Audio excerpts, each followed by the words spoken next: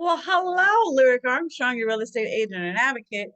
We have been in Lenawee Court and enjoying ourselves in understanding how some probate matters may go forth.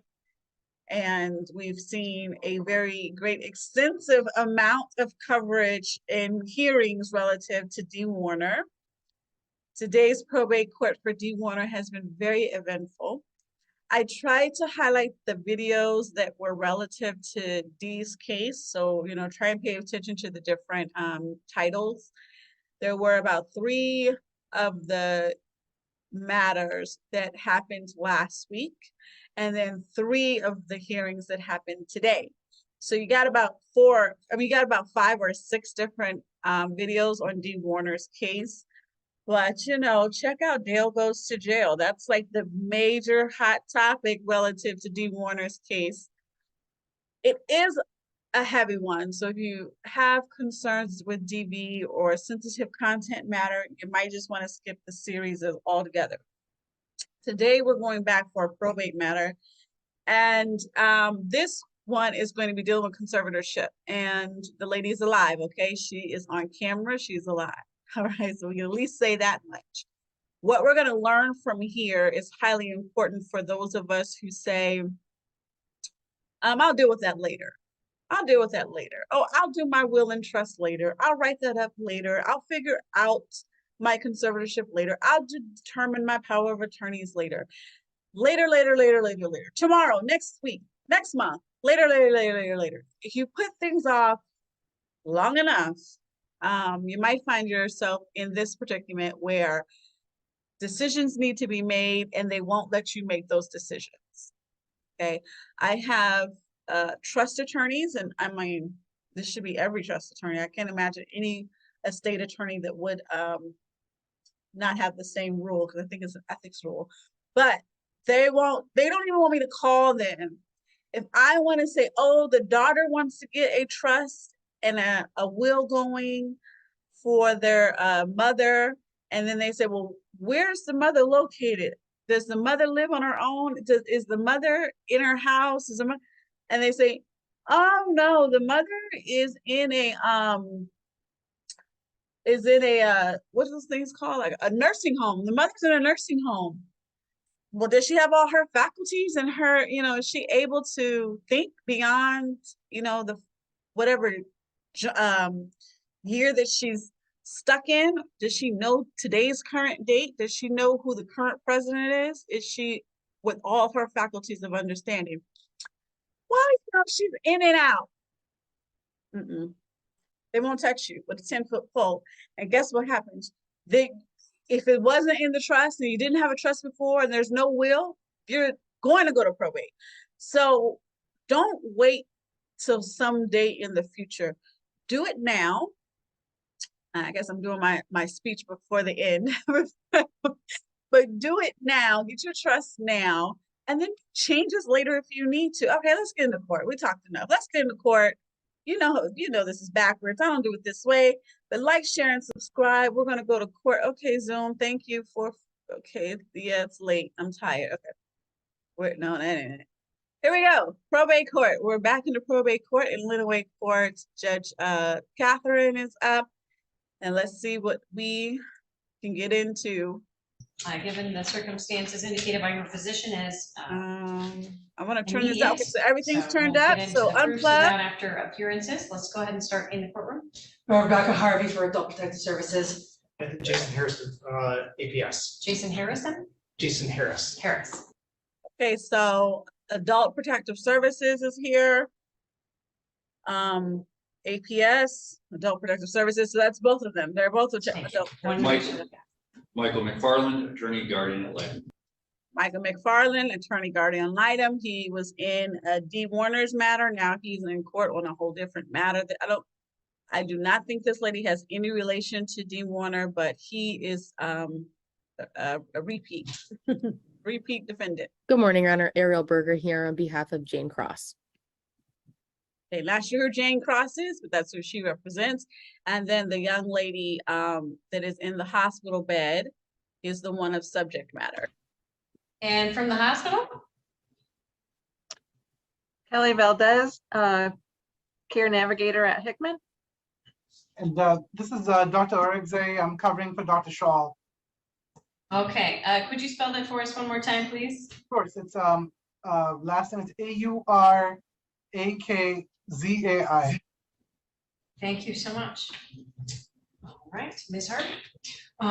Your Honor, we'd like to ask that an emergency hearing be granted to get a guardian for Ms. Cross based on her medical needs.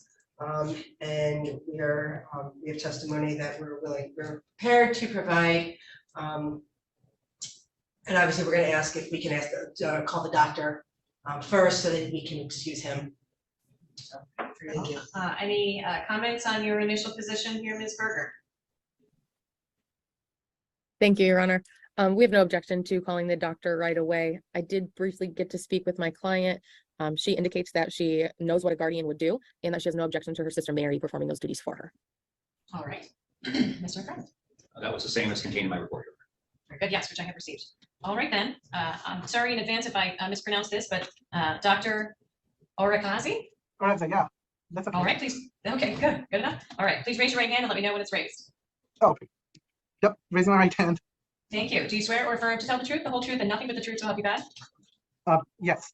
Thank you so much. All right, Ms. Harvey has some questions for you. Can you please state and spell your name for the record? Sure. First name is Hamza, Hamza. Middle name is Arsalan, Arslan. Last name is Aurakzai, it's Aurakzai. Are you licensed in the state of Michigan? Correct. Okay. For how long? Since 2014. Okay. And what is that license for? That's a physician license. So I'm a internal medicine physician and geriatrician. Okay. And where are you employed? I'm sorry? Where are you employed? Oh, here at the ProMedica Charles Hickman Hospital. How long have you been at that hospital? 4 years. What do your duties include? So I do critical care and inpatient hospital medicine. Okay. That's what your specialization is? Yeah. So hospital medicine is like, anybody who gets hospitalized in the hospital from the ER. So we take care of patients, diagnose them, manage them until they're ready to go home, or if they need rehab, or depending on like what the patient's needs are, depending on their hospital course. I would stipulate this doctor is an expert in the field he described, Your Honor. Thank you. Ms. Berger? No objection. Very good. All right, the doctor. Okay, so the guardian ad litem attorney stipulated that the doctor is an expert in the field. You may watch some other cases where they're not so yay gung-ho about that, and they get up and challenge his expertise and determine that, or at least put objection on the floor that they do not agree for that person to be an expert. That's something we saw in the Johnny Depp trial with the supposed social media expert that Heard brought up. Depp's team was able to challenge that, and he still got up there and testified, but the challenge and objection was on the floor for it. They didn't, and when he got finished talking, I didn't feel like he was an expert either. so I don't know how much that mattered, but for this particular case, no one's objecting. He's an expert in his Will be field. considered an expert in the area of, would you say, Dr. General Medicine, or which area in particular do you consider your area of expertise? Internal medicine, hospital medicine, and geriatrics. Okay, internal, hospital, and geriatric, is that what you said? Correct. Geriatrics, if you don't know, that's where we're all gonna go if we live long enough. That is for our care when we are past a certain age. Very good, thank you. I will consider your testimony as expert in those areas. Thank you. Have you met with Jane Cross? Yes, I took over her care day before yesterday from Dr. Shaw, because we work for a week and then we're off for a week. So I'm assuming the care from Dr. Shaw. Okay. Have you been able to review the records from Dr. Shaw? Yes. Okay. Now, how are records kept at the hospital? Oh, it's an electronic medical record. So we use a database called Epic. So it's an electronic medical record. So we put our progress notes and depending on our evaluation of the patient. Okay. So based on your review of the records as well as your observations, what are the diagnoses for Ms. Cross? So, I mean, the biggest thing was like you've seen that she had this confusion when she came in, and we were looking at different reasons for that. She had a urinary tract infection, then her calcium level was quite high, and we noticed that it's likely secondary to her elevated vitamin D levels. And then she was not able to swallow or eat. And even now, like, we had Speaks here today, so she needed 2 feedings through the NG2, which we removed yesterday as her calcium levels have started to improve and, she started waking up. So we modified some things based on that. And then she's on antibiotics for the infection. In addition, we've noticed that she's had a progressive decline in function since June. She's been hospitalized multiple times. She was at a rehab facility. And before she was living independently, driving, taking care of her basic needs. But we've noticed that over the past few months, she's unable to, do those things. Today, in fact, it's one of the best days since I've taken over because she's alert. She's able to answer questions. And we took out the NG tube, and she was able to get a diet order from speech. So we're making some progress there. Do you think that she understands can she make decisions for herself? I mean, at this point in time, regarding capacity, so I did tell her that, why she's in the hospital. So I told her the two big reasons. One was like the urinary tract infection and the like high vitamin D levels, which are contributing towards the confusion. I asked her where she is, what's her date of birth. She was able to tell me the name of the hospital, her full name, her date of birth. She knew the president was a Democrat, but couldn't remember the name of the president. But then she knew the name of the hospital where she is, and was able to tell me like one of the two reasons she's in the hospital for. But on prompting, she can, like, for the urinary tract infection, she pointed towards a bladder, but didn't say the words urinary tract infection to me. So her cognition shows some sort of impairment. And I don't know if, we're going to find out how they deem it. They're probably going to go ahead and give her the conservatorship just for her health reasons. But I don't know if it's because of the deficiency in the vitamins that is giving her this impairment, or if it's the decline in health overall due to seasonal, season age, older age. But as you can tell, what are the questions asked? Why are you here? What hurts? What's about your body that's a problem? Who's the president? And, what's the date? Where do you think you are? And so she got a great deal of that information out, and she was able to communicate it to him effectively, even though she may have been using her hands to identify her bladder versus, or speak of, using the restroom versus saying a urinary tract infection. She knew she has a Democrat in office, but which one she thought it was, we don't know. But she's has some coherency, and I don't know. This is an interesting factor, but think about this for yourself. And that's always the thing. And God bless her heart and her family's heart. They're talking about making her sister the guardian. What's the age difference? There's few families that have 10 plus years difference in age between one sibling and another, but typically they're kind of closer in age. So if the sibling is just as old as she, by, a hair or two, will she soon be in her circumstance of needing a guardian? So, but all of this, think about for yourself. We're now in court trying to figure out what we're going to do for her health, for her well-being, who's going to make her medical decisions, who's going to be her conservatorship or her guardian ad litem in her regard. Is that something you want the court to go through a process to find out for you? Or do you want to have a power of attorney, a full power of attorney that has actual words in it that says, I want so-and-so to be my medical power of attorney, I want so-and-so to be my financial power of attorney, or whatever. Or do you want to go through this? Do you think that she's able to maintain her own medical care outside of the hospital?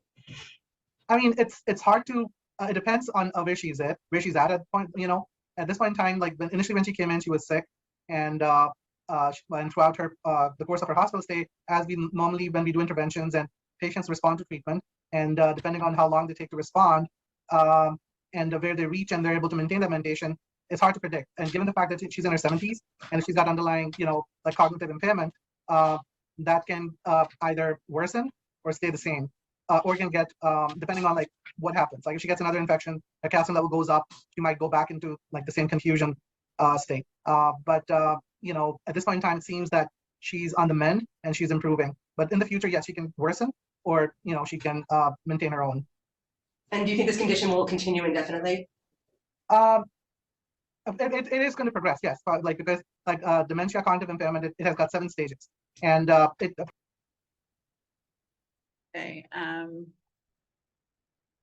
Pause just 1 second. All right, we're back. Let's get proceed, it's like, here.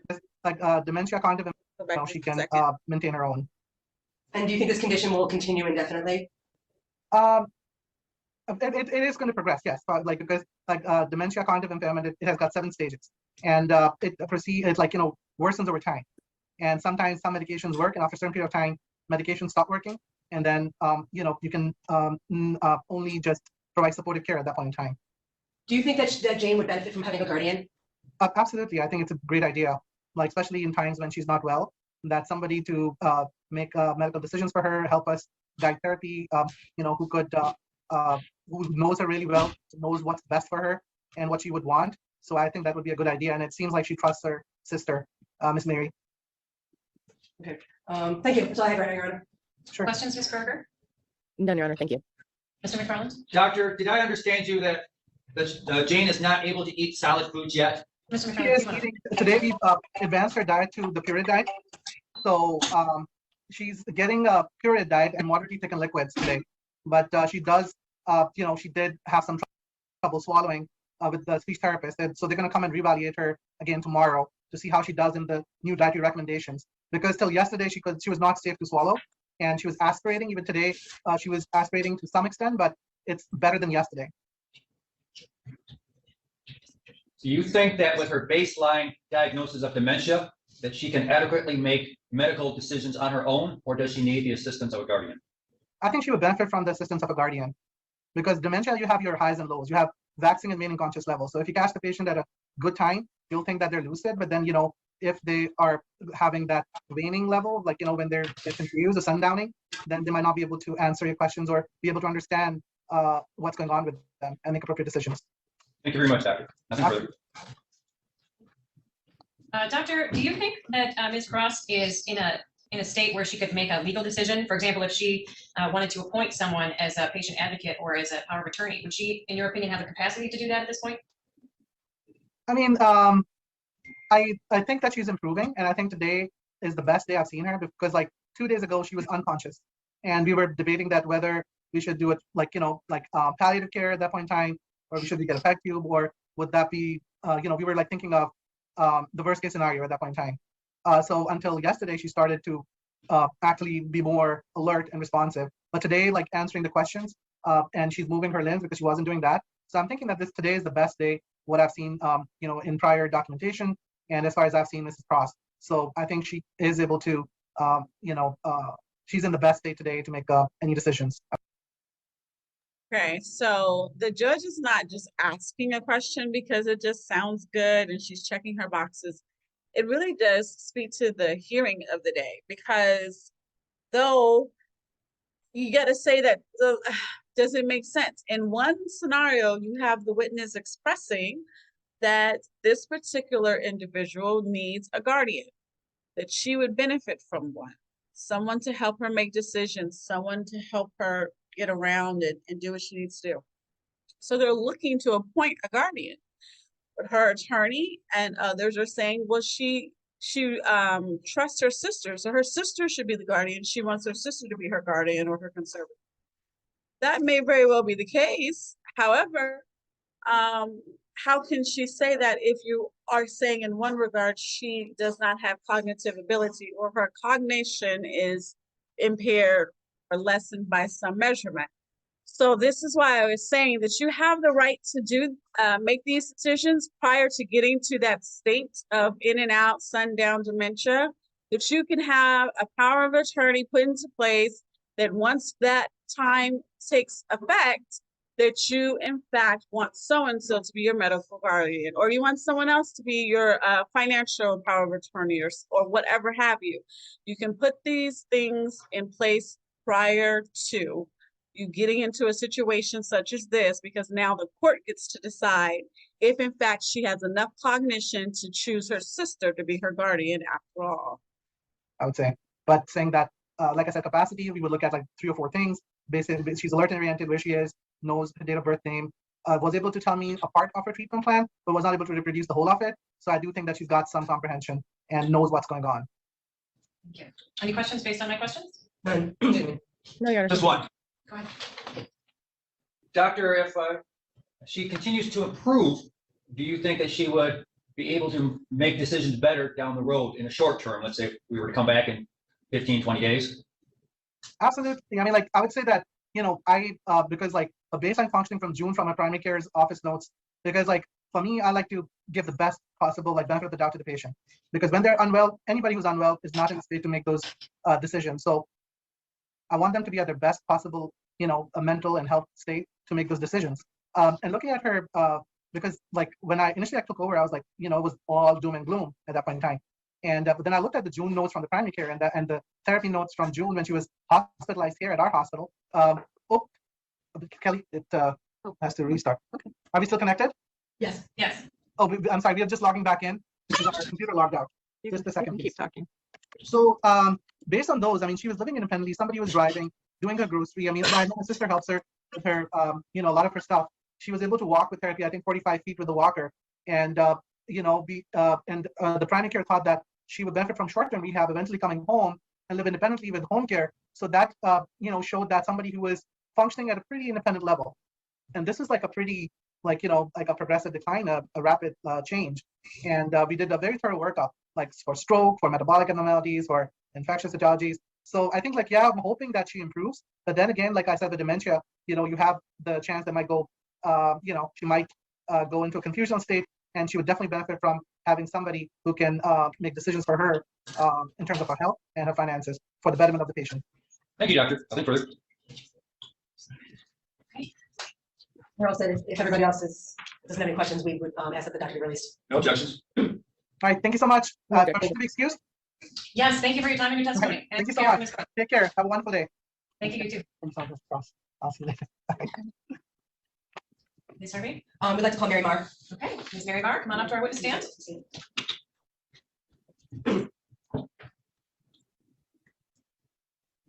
Watch your step up there. There's a step when you get there. Up there. She heard her sister's name and she's like, This is yay, good hi. step as you come up there. Thank you, Ms. Harvey. See that? I don't know if Mary saw that, but she, the lady of subject, she woke, she was awake, but she got more animated when her sister's name was called. And that's what I'm saying. They're looking like they're in the same age bracket. All right, before you sit down, if you could, please just raise your right hand. Okay. Or as you said, that's good. Do you swear or affirm to tell the truth, the whole truth, and nothing but the truth, so help you God? Thank you. Ms. Harvey. Can you please state and spell your name for the record? Mary Nell Marr, Spell that, please. MARYNELLMARR. If you could scoot up just a little closer to that microphone, please. Thank you so much. How are you related to Jane Cross? She's my sister, How often do you see her? probably 2 weeks a month, if not in between. Okay. It depends. Do you speak to her in between those 2 weeks? Yes, just about every day. Okay. What do you know? What observations have you made regarding Jane's condition, her physical condition? Since she's been in the hospital. No, actually at home. Well, there are times when she'll just break out crying for some reason. We get her groceries for her. How do you know what groceries to get for her? Pardon? How do you know what groceries to get for her? She makes out a list on both sides of the paper. If she forgets something, she'll call my son's cell phone to talk to me, and then I put it on the list. Sometimes she forgets some things, so I'll use my cell phone to call her to see if she still wants it. And she says, "Oh my gosh, I forgot to put those down." So yeah. Does she? This is so sweet. Okay, so Sister Mary, who is the witness right now, is doesn't seem to either work cell phones or she doesn't have one, who knows, but her son is the one who has the phone. So I'm getting more and more concerned of if there's an emergency, how will Miss Cross get a hold of her? Is she going to live with her? What's going to happen? So let's see if they get into any of that type of testimony. You fall frequently? Down. So yeah, Does she fall frequently? yes. Do you know why? Not this time, but the time before, she, I guess what you could say was tripped over her own feet. And she went down and broke the stand that was beside her chair. And she wanted me to call all those people that open the locks for you. They told me that they didn't work in this area. So I told Jane that she would have to take a chance of the EMTs to break in a door or a window. And they came in, checked her over, picked her up, put her in the chair, and that was it. And then this time she fell. I don't know why, but she usually has her cell phone and her cane with her. They were in the living room. The cane was on the floor and her phone was on the stand beside her chair. And when I looked at her, her head was back so far, I thought she broke her neck. How long had she been laying there? She said 2 days, and my brother-in-law said, I guess she said 2.5 days. I tried her every day, repeatedly, and then finally, I asked John to see if he can see her through the windows, and he couldn't. So then I dialed 911, and the sheriff come over, and he looked in the windows and saw her. So he broke in the door, and Who was John? Who was John? our brother-in-law, What is the condition of her home? unlivable. Why do you say that? It's a trailer, single wide. It was trash when they moved in, but her husband wanted it because his kids were buying it for her. There was no running water in the tub. The toilet was acting up. She had to replace the tank. Kitchen sink isn't working. Who does she live with right now? She lives,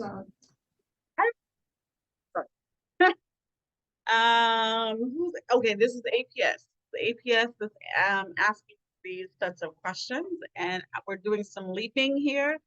The witness just expressed that there's no working sink, and I think she said kitchen sink.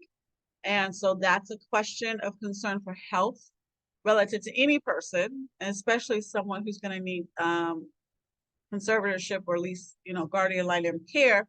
So, but there's no question as into, is this currently the situation or beforehand? Because the witness gave some, and I don't know how long ago, but they got this particular trailer because it was a gift from the kids, and it was, not in good condition then. But did they fix it up? And now it's in good condition? Like, I don't understand. Like, what does it look like now? Is it in the same state that it was then? How long ago did they buy it? How long have they lived there? Like, all those kind of like in between questions that are not asked.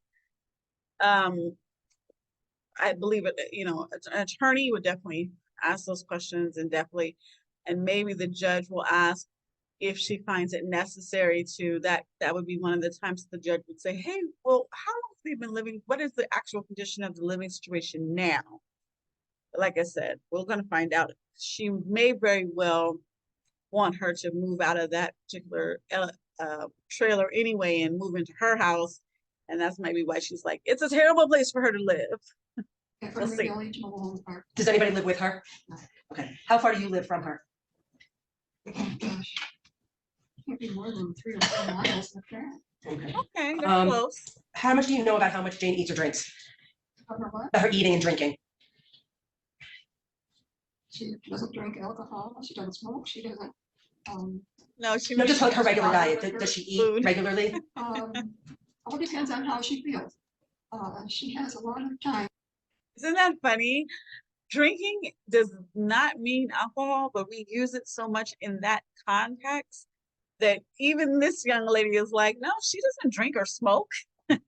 And she's really just asking her, how does she consume her vitamins? Does she drink most of her vitamins? What is it she's drinking? Does she eat? That kind of thing. It's funny how we're conditioned these days to think drinking means alcohol. She doesn't smoke. She doesn't. No, just like her regular diet. Does she eat regularly? All depends on how she feels. She has a lot of times where she has migraines, diarrhea, constipation, sugar lows. Can she manage all of those issues on her own, or do you think that she needs some help?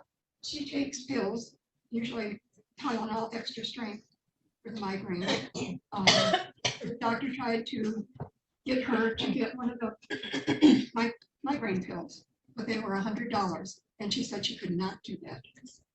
And it all depends on how much her medicine is, if she will get that particular medicine. Does she take all the medicine that she's prescribed? Yeah. There are some mornings when she'll wake up late and she'll hurry around, which she shouldn't. She has to eat something before taking the pill. And when she does, then it brings on belly pains.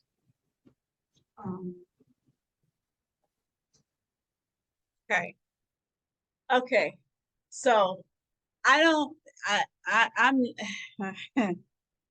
I personally, taking it my own opinion, this is my opinion. I'm not privy to this case. This is not my case. I don't deal with this. So this is just an opinion. But I am not confident in her sister being able to be the guardian for her. And it's not because I have any lack of faith in the young lady. I believe her sister loves her and will care for her and is able to get around well enough on her own. But I just don't see the competency in being able to care for someone else in a wholehearted position of making medical decisions. Because some of the questions that's being posed, and the APS attorney, I guess she is, she's doing a really good job at not highlighting it, because I believe everybody wants to kind of fulfill the wishes of Madam Ross, or Cross, I think it is, and have Madam Mary be her guardian. But there's some, like, she asked her a question about her food and how she takes her food and if she's able to do the things necessary to understand her need for nutritional intake. And Mary's response starts talking about her needing medication. Then she goes into, well, she can take her medication as long as it doesn't cost too much money and she can afford it, but she has to take it with food. And there are times she gets so busy when she takes the medication, her stomach hurts. So I'm cleaning up the testimony, but if you're paying attention to her response and her cognition, it really is not fully in line. It's like you got to come to the summation of what she means just by using your critical thinking, not because she's actually communicating directly what she means. And so that is concerning to me, just like I had the concern before, that I would suspect they're in the same age bracket. Maybe not exactly, but that's just all my little bitty opinion. Diarrhea. Then she almost. Oh, diarrhea. She gets diarrhea when she doesn't take the medicine with food. Diarrhea. Then she almost quits eating because of it. She doesn't want it to happen again. And oh, okay. See, this is why I say I didn't understand what she was saying. So she's saying that when she takes her medicine with the food, she doesn't like the side effect. There's a side effect, makes her stomach hurt, gives her diarrhea, so then she boycotts the medicine. Okay, got it. I told her she has got to eat something. I don't care what it is. Sometimes she'll have just a cup of hot tea and a slice of butter bread or just bread. And she said it seems to help, but she's lost so much weight that it's. I'm going to switch real quick to her finances. Have you ever seen like her checkbook or anything? She writes, well, she has a debit card that she gives me to use on the groceries. And then she wants me to make or have them, she wants cash back, $20. Because when the people come to mow her yard, she has to pay them.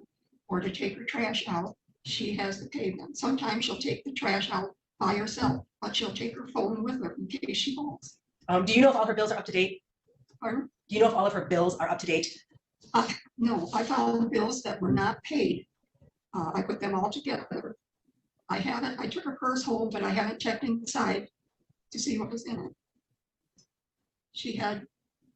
I picked up the pills and put them in a bag so I could take them home because of the situation at the mobile home park.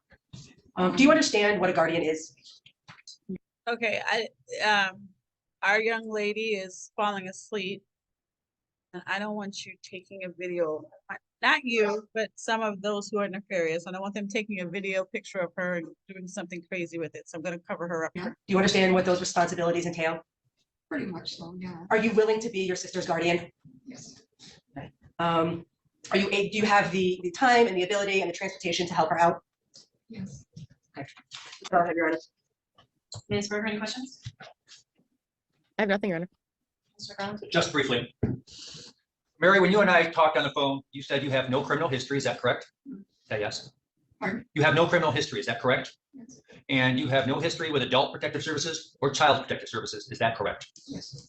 And you thought that your sister may have had a durable power of attorney and a patient advocate with attorney, Mr. Brueggemann. Is that correct? Yes. Yeah, I checked there.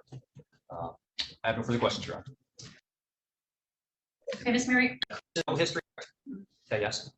To help her out? Yes. Go ahead, Your Honor. Ms. Berger, any questions? I have nothing, Your Honor. Mr. Garland? Just briefly. Mary, when you and I talked on the phone, you said you have no criminal history. Is that correct? Is that yes? Pardon? You have no criminal history. Is that correct? Yes. And you have no history with adult protective services or child protective services. Is that correct? Yes. And you thought that your sister may have had a durable power of attorney and a patient advocate with attorney, Mr. Brueggemann. Is that correct? Yes. Yeah, I checked there. I have no further questions, Your Honor. Okay, Ms. Okay. Mary? So he didn't say anything. I thought maybe he said she already has a power of attorney. That's not what he says. He says, I checked there. You checked there. What did you find? What did you find? Anyway, I guess not. So we were able to determine that a durable power of attorney is a power of attorney that goes beyond conservatorship status. So, when you want to enter into contracts, we have to have cognition of mind so that you can have a meeting of the minds and an agreement to do so. So when you want to fill out your trust and your legal documents expressing what your will and your trust, expressing what you want done with your assets once you've left this earth, you need to do it during a time period in your life when you are cognitive of what you're doing. And if you're under a conservatorship for whatever reason, then that trust, any legal agreement, all legal things you enter into have a high subject to being considered invalid because you did them when you weren't completely cognitive, so you couldn't have a meeting of the minds. For this durable power of attorney or for power of attorneys in general, you still need to have that cognition in order to enter into that power of attorney. And what the power of attorney says is based upon what you put in there. And for a durable power of attorney, what it says is that at the time that you're signing it, you have cognitive state of mind, you're good to go, you're totally able to, enter into contract, you're of legal age, and you have the mind of your particular age, and you're able to be cognitive of what you're entering into. But the power of attorney, unlike general power of attorneys, doesn't die. General power of attorneys no longer become effective once you become incapacitated by some measurement. You may still be alive, but yet you're now no longer cognitive. You have a disability.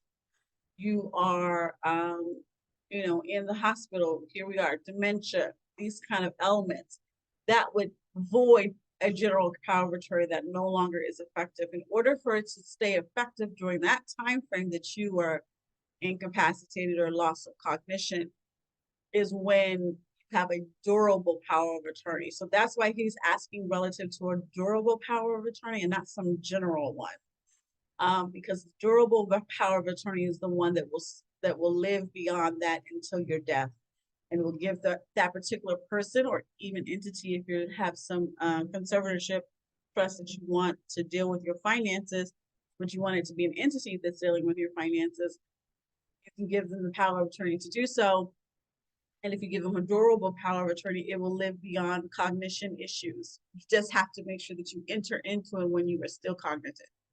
Okay, so that's what he's talking about. But I guess you didn't have that. All right. It would moving on. appear that you are the only person really that would be considered an interested party, like a family member of your sister. Is that right? Yeah, she and I are the only ones out of 5 children. Gina and I are the only ones that, so they're probably the last two living out of the 5 children, but what about her son? How old is he? Is there anyone else that you can think of that would object to your appointment, or anyone else you would prefer? Not that I know of, other than her husband's children. But I never had anything to do with them, and she basically didn't. And after Her husband, what? Because I thought she said she lived alone at this point. Let me take it back. Are we not loud enough? See, this is why I say some people just speak lower. I always want to turn it up because they speak lower or they're so far away from the mic you just can't hear them. Okay, let's try this again. Raymond, her husband's children. Is there anyone else that you can think of that would object to your appointment, or anyone else you would prefer? Not that I know of, other than her husband's children. But I never had anything to do with them, and she basically didn't. And after Raymond passed away, they never didn't come around. And were those just his children? Yeah, Right, so they're Oh, his husband's children. Okay. That's what she said. Oh, thank you, Judge. Thank you, Judge. She made it simple.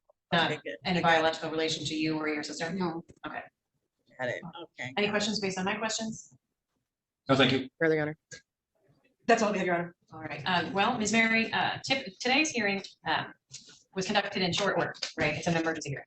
So typically we would come back in about a month to make sure that no one has filed any objections and to see what the situation is to determine whether or not we should leave it in place. Would you prefer that I made the decision as to whether or not you'll be the guardian on a permanent basis today or just temporarily? I don't have any money to people. My son took it out of his bank account, so I have the $180, but I don't have it with me. Okay. But other than that, Okay, well, that's all right. Thank you for your testimony. You're welcome to return to your seat. Carefully, please. Your Honor, may I have? Sure. All right, Ms. Berger, I think you can understand where I'm coming from on this. It looks like we have Ms. Jane Cross as well as simply her sister Mary that are concerned by these proceedings.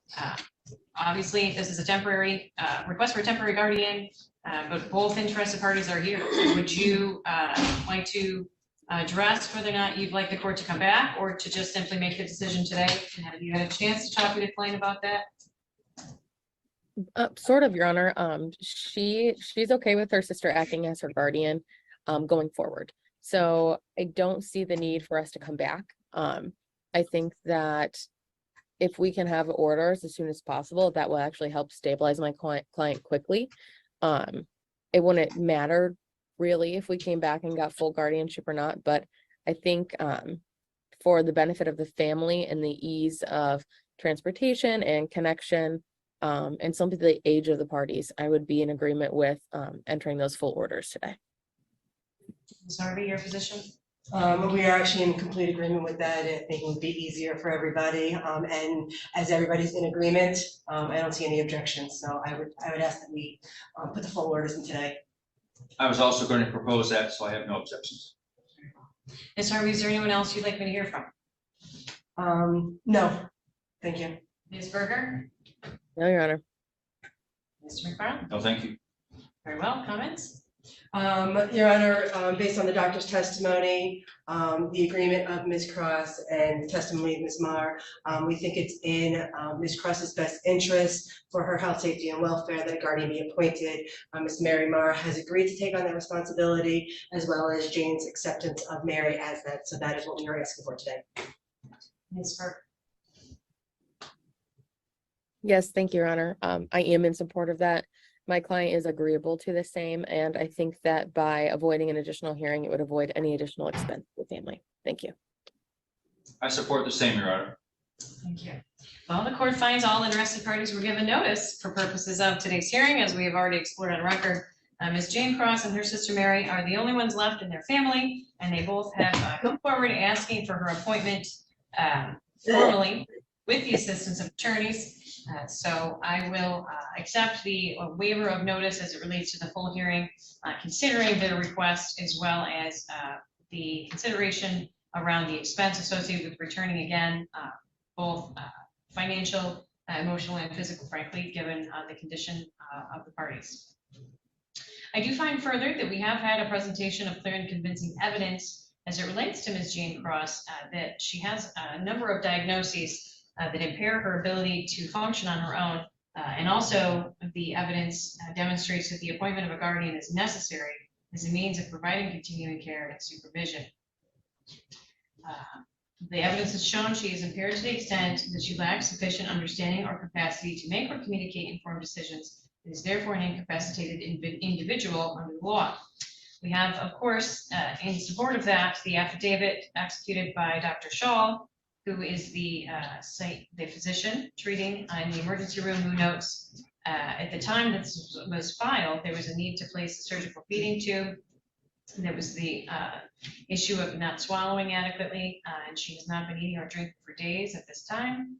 It's felt unlikely she'll be able to eat or drink in the near future due to her dementia, and that was on September 7th. There are a number of notes also accompanying this from her stay in the hospital, including details from the date of service on 9/6/23. I have a report also executed by Dr. Stephen Sherman, indicating that on 9/6 he examined Ms. Cross, and his specialty is neurology. He, of course, expressed the diagnosis of dementia. He notes that there's a lack of fundamental knowledge of the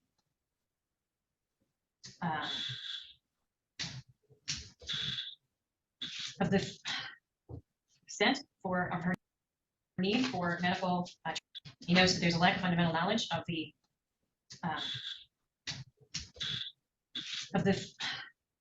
extent of her need for medical treatment. His handwriting's a bit challenged this morning. Handwriting. Tampering severely her ability to make informed decisions about medical care. He lists a number of medications that are intended to alleviate the symptoms of the dementia diagnosis. Nevertheless, he indicates a prognosis of improvement of poor, and concludes that Ms. Cross is not able to presently make decisions in the areas of handling personal financial affairs, authorizing or refusing medical treatment, determining where to live, or consenting to supportive services. We, of course, also had the testimony of the other current treating doctor today, which is very informative to the court and illustrated many of the serious physical challenges that Ms. Jane Cross faces today and moving forward. Very glad to hear that some of those medical diagnoses are improving.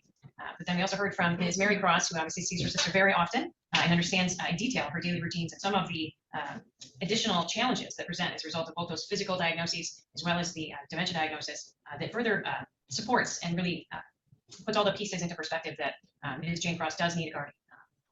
Isolating simply to the conditions that were explored by the doctor that testified today looks very optimistic, which is great. However, looking at the documentation from Dr. Sherman and also understanding the cautions that were expressed by the doctor that testified today, Ms. Jane Cross is an incapacitated individual as a result of those dementia diagnoses, which interfere with her ability to make sure that her continued improvement would be assured without the intervention and supervision of a guardian, which is exactly the standard that the court needs to apply in this case. I do find that those conditions, both at home and that she's suffering from physically, indicate that the petition for appointment of guardian is appropriate. I am granting that and appointing Ms. Mary Marr as full guardian under the circumstances. She has already indicated both on record as well as by signing an acceptance that she understands her obligations. She's talked with us in depth about what she's already doing for her sister, so she certainly understands those obligations as far as this court's concerned. It will not require the parties to come back for a full hearing on this. We've had more information, frankly, than we do normally in support of this petition. So I will not require a temporary or the return of the parties for a full guardian. I will simply execute the order for a full guardian as well as the letters of guardianship and let the family be on their way without further intervention of the court, with, of course, the authority of that guardian moving forward. And unless there's any questions, that's all for today. I told you, they're quick with it. They are quick with it. They go ahead and cut the feed very quickly. So okie dokie, she gets full guardianship. guess I cannot be cannot be surprised to a certain extent, because who else would it have been if not someone who was court ordered? And the court doesn't want to put something in place that isn't your particular desire. You know, they don't want to tell you what's best for you atypically. Now, you might say in criminal court, they do it all the time, right? But that's because you broke the law. So, but in like things of care and family court guardianships and things, they want to make sure that that they're keeping in line with your intent. So even with your will, when you have a will, they want to follow what you want done, or at least the intent of what you want done. And if you don't write up a will and get that done, then they have to guess. They have to surmise, what does it mean? Whereas when you have a will and a trust, it's little to no question, and they can typically fulfill your wishes with ease and without having to guess. So that's good. So full guardianship, or guardianship in general, is, you know, it's usually over an adult. It's not relative to a child. Usually, it can be over a child, but it's not a child's parent. So the guardianship is relative to an adult who isn't the child's parent, or, you know, because the parent already has guardianship. You know, they have parent rights, right? It's not going to be dealing with that. But the guardian will be liable for and responsible for anything necessary for the care of the individual that they have guardianship over. And it's usually, if it's a child's circumstance, the child is unable to care. The child's parent is unable to care for the child. And in the circumstance of an adult, it's the adult themselves are unable to care for themselves. So obviously that's why this makes a difference here. Full guardianship means that you don't need to get court approval. And so you don't need to get court approval for the things that you think is best interest of the person you're over, that you have a legal guardianship over. So if someone's legally incapacitated, which the judge went ahead and put that order in that she's found to be incapacitated, the guardian has the right to have care and control of the adult just as much as a parent would over a child. Okay. So under some circumstances, I'm not sure if Michigan has any objections to this or some exceptions, but for us, when we are real estate agents and we're working in probate and we're working with the guardian who has the guardian litem or the conservator, we want to know, okay, so you want to put this, you want this house to go on sale and we're going to do it through a probate matter. Okay, do you have full authority? And full authority means you don't have to go back to the court and get the court to approve the transaction. So that in guardianship world is we have full guardianship, you don't have to go back to the court and get their approval relative to their care. So she may say, okay, the living quarters of her home is not conducive to her well-being and her health. So I'm going to have her move into my house. You won't need to go back to the court to ask if she has permission to do that, because the court just gave her full guardianship. So any decision basically that a parent can make on the behalf of the child is what she's given the rights to do on behalf of her sister with this particular court order. You can go to any person's financial or medical and say, I have full guardianship over her. So stop that automatic payment in her account. Turn off Netflix. She's not watching it. Someone has stole her identity. Turn off all services to her living dwelling because she doesn't live there anymore. She's moved. So they'll have the rights to be able to do that. They'll have the rights to be able to go to the doctor and say, yes, keep her on life support. And whatever other medical decisions that they feel is rightfully needing to be made based upon her ailments that come now and in the future. All right, so that's what that is about. So what does that mean for you? Madam was able to make a communication to the attorney at the time. I want my sister to be my guardian.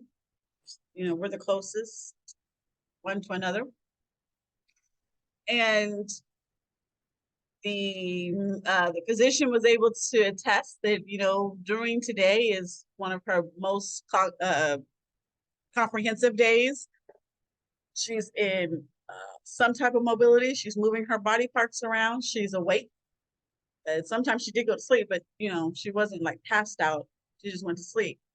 And he had stated in days before she was passed out. So he believes that today she is much more comprehensive and cognitive than she had maybe a day or so ago. And so he was able to attest to that and give the court some kind of relief that this is the individual that she wants her to make her guardian. I'm just saying to you, that was a lot of grace and mercy, because what if today she was too tired and she just did not communicate a thing and it was one of her down days? What would the medical witness be able to say? Today's not a good day. I don't know if she means what she says, because she's really on a downward spiral today. Today she's not making much sense of any. So I don't know if she knows what she's talking about. I don't know if that's what she means, if she wants her sister to do it or not. I have absolutely no idea. I'm dealing with the fact that she has dementia and all these other ailments that I'm trying to help cure and fix and get her back into the fold of things. What if her several days were down and she didn't have a communication with her attorney to even suggest that her sister be the one to be her guardian? How would that hearing go then? And you can hear that her husband, I guess, is passed. This is what I would believe, that her husband is passed or they're divorced, but I think passed, because her sister still refers to him as her husband, so he probably is deceased. And she's saying, well, the husband's location, the where she lives, was what the kids gave them. So the kids bought them to live in. The husband wanted it because his kids bought it. And so when the judge goes, well, is there anyone that would want to help or be of assistance in being the guardian, or object to you being the guardian of your sister? He goes, no, it's just us two as far as my family is concerned. And then when it comes down to her husband, those kids are not even communicative or around. They were only around when the husband was alive. But since the husband is not, they are no longer in communication. So one would guess, since they didn't show up that day, that they didn't have any objection or concern or interest. And that's if they know, because you give them notice, you send notice, and so they should know, but are they paying attention? I don't know. I can't attest to that one way or another. It's only a matter of, as long as notice is given, that's what the standard is. Whether you pay attention to the notice or not is not a standard. Because the other side cannot, confirm or deny you paying attention to what you've been noticed relative to court. They can only attest to the fact that they gave proper notice. So I asked these what if questions because would your scenario be somewhere similar to Madam Cross's scenario? Would you have to contend with your stepchildren in the fact that once your spouse is deceased, they're no longer concerned about your well-being, if they were concerned at all in the first place? Are you one of very few siblings? Do you guys, have the same age range? Who's gonna die first? Who is going to need long-term care first? Are you gonna need it around the same time?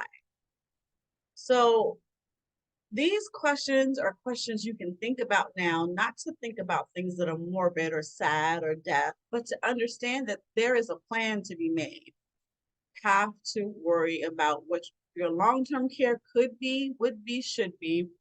You have to worry about in the event of having long-term care, and if you're incapacitated, who is going to make decisions for you? There's going to be random strangers that the court appoints that's never met you before and doesn't know that you're not in good standing with distant relatives who all of a sudden come around when they find out you might be dying because they want to make sure they're in the will so they can take your money. I don't know. I don't know. But I will say, if you are incapacitated, you will find yourself in a place where you can no longer speak for yourself. So don't wait that long. All right. Lyric Armstrong, your real estate agent and advocate. Make sure you like, share, and subscribe. This is vital information for all of us because inevitably, as long as we live, if we live long enough, we will have the day that we're going to need someone to help take care of us. If we don't live that long, we will definitely have some concern relative to what happens to us, whether we're buried, cremated, what's going to happen with our personal effects, what's going to happen with the assets we leave behind. So by all means, make sure you have a will and a trust that is answering and instructing on all of these factors. Long-term care, you know, your personal effects, your assets, your business assets, your real estate assets, and all these other elements that could come around, because you got to do it while you have the cognition of mind. Okay. All right. Have a good one. See you at the next video.